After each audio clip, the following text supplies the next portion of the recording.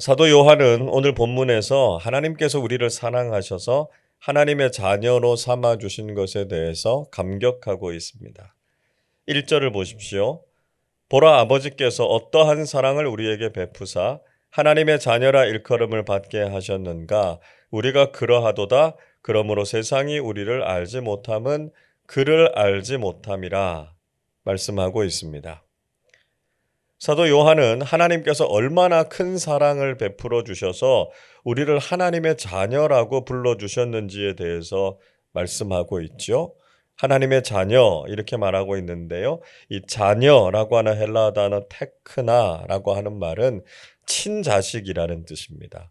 혈육이라는 의미를 가지고 있어요.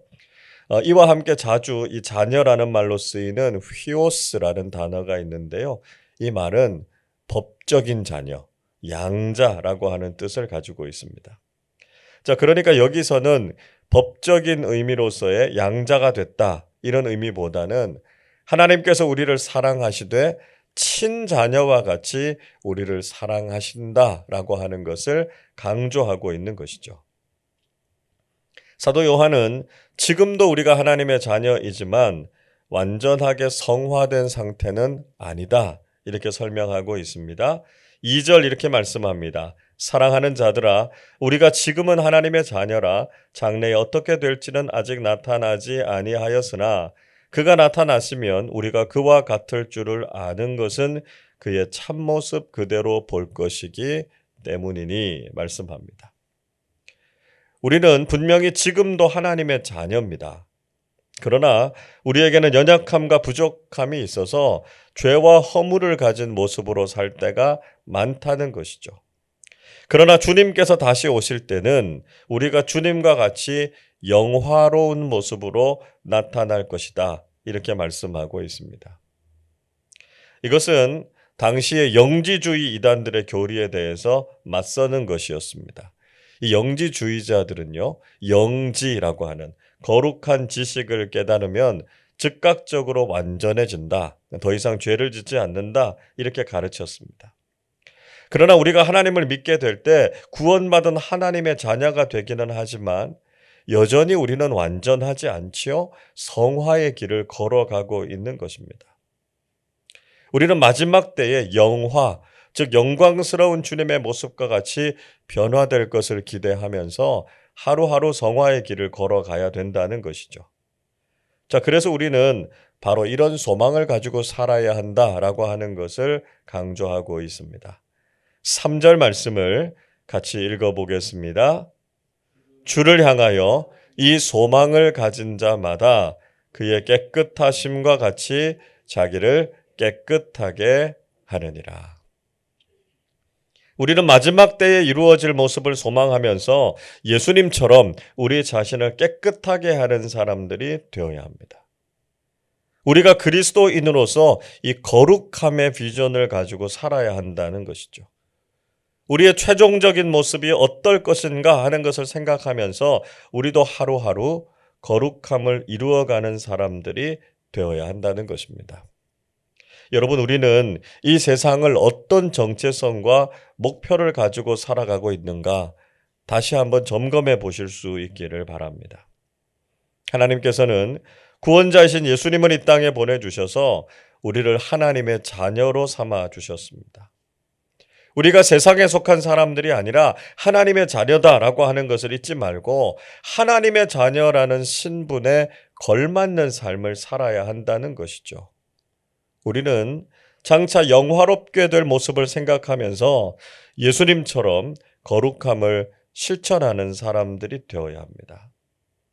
우리의 목표는 세상에서 얼마나 대단해지느냐가 아니라 하나님 앞에서 얼마나 깨끗하고 정결해지느냐의 문제임을 기억해야 하는 것이죠.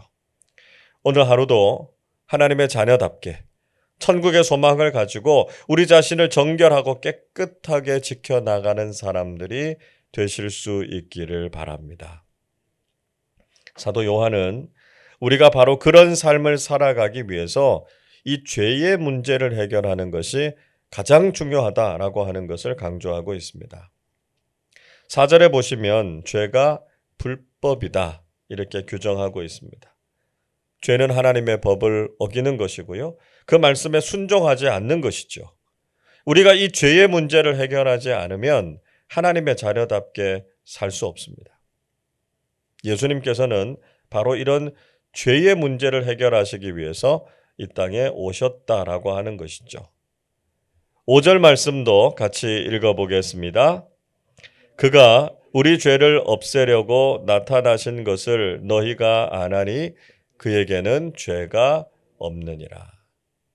자, 오늘 본문에서 가장 많이 쓰인 단어가 바로 죄, 또 범죄라고 하는 단어죠. 죄가 없으신 예수님께서는 우리 죄를 없애시려고 나타나셨다 이렇게 말씀하고 있습니다. 예수님께서는 우리 삶의 근본적인 문제가 죄 때문이다라고 하는 것을 깨닫게 해주셨고요. 그 죄의 문제를 해결하셔서 우리에게 영원한 생명을 주려고 하셨던 것이죠.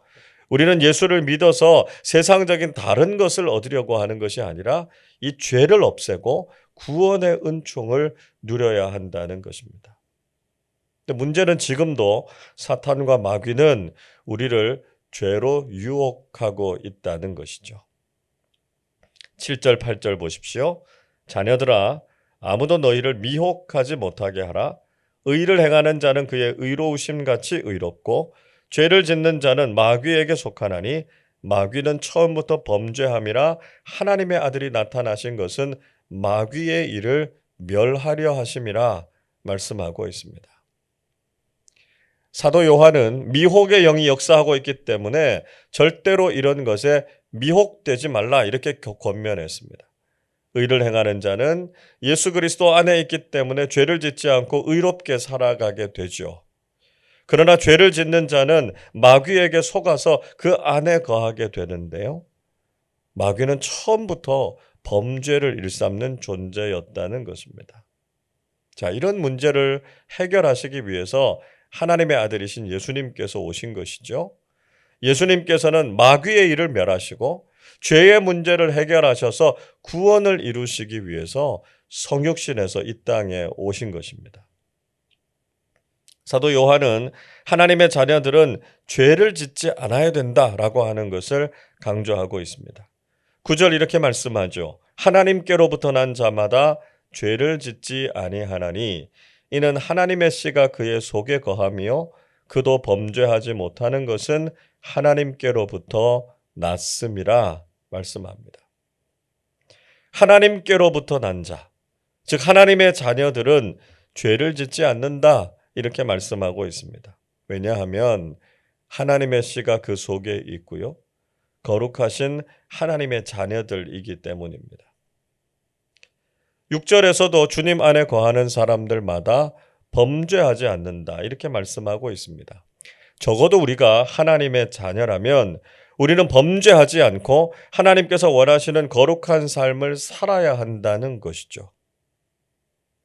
그러나 사실 우리가 완전하지도 않고 죄를 전혀 짓지 않는 것도 아닙니다. 앞에서 아직 우리가 이 영화의 단계, 성화가 완성된 상태가 아니다라고 하는 말씀을 드렸습니다. 자, 그러면 우리가 이 말씀을 어떻게 이해해야 되겠습니까? 여기에서 범죄하다라고 하는 하마르타노라고 하는 말은 헬라어 문법상 직설법 현재 시제로 쓰였습니다. 무슨 말씀인가 하면 반복한다는 것입니다. 습관적이고 상습적으로 범죄를 저지른다라고 하는 것을 가리켜서 이야기하고 있습니다.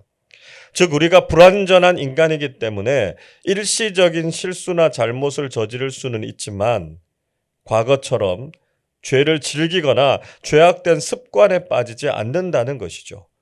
그래서 우리가 습관적이고 반복적인 죄에서 벗어나서 하나님 안에서 거룩한 삶을 살아가야 한다라고 하는 것을 말씀하고 있는 것입니다.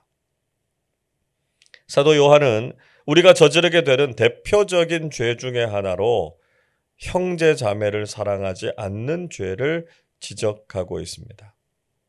10절 이렇게 말씀하지요. 이러므로 하나님의 자녀들과 마귀의 자녀들이 드러나나니 무릇 의를 행하지 아니하는 자나 또는 그 형제를 사랑하지 아니하는 자는 하나님께 속하지 아니하니라 말씀합니다.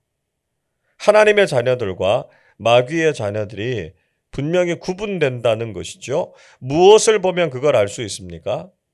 의를 행하지 않는 것을 보면 알 수 있고요. 또 형제 자매를 사랑하지 않는 사람들은 하나님께 속한 사람들이 아니라는 것입니다.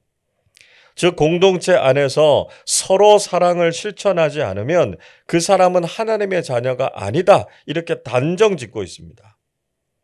여러분, 우리는 이 말씀을 심각하게 들어야 합니다. 우리가 구원을 받았다고 생각하지만 정작 서로 사랑하지 못한다면 그건 아직 구원을 받은 것이 아니라는 것입니다. 우리가 몇십 년을 신앙생활을 했다거나 직분이 무엇인지, 얼마나 교회 봉사를 열심히 했고 헌금 생활을 열심히 했는지가 우리의 구원을 증명해 주는 것이 아니라는 것이죠. 우리가 공동체 안에서 서로 사랑을 실천하는 것을 통해서 우리가 구원받은 하나님의 자녀다라고 하는 것을 알게 된다는 것입니다. 그래서 사도 요한은 다시 한번 서로 사랑을 강조하고 있습니다. 11절 같이 읽어보겠습니다. 우리는 서로 사랑할지니 이는 너희가 처음부터 들은 소식이라. 우리가 이미 들은 것처럼 서로 사랑을 실천하라 말씀하고 있습니다. 가인이 아벨을 죽인 것처럼 우리가 형제 자매도 서로 사랑하지 못하면서 죄의 문제를 극복했다, 이렇게 말할 수 없다는 것이죠.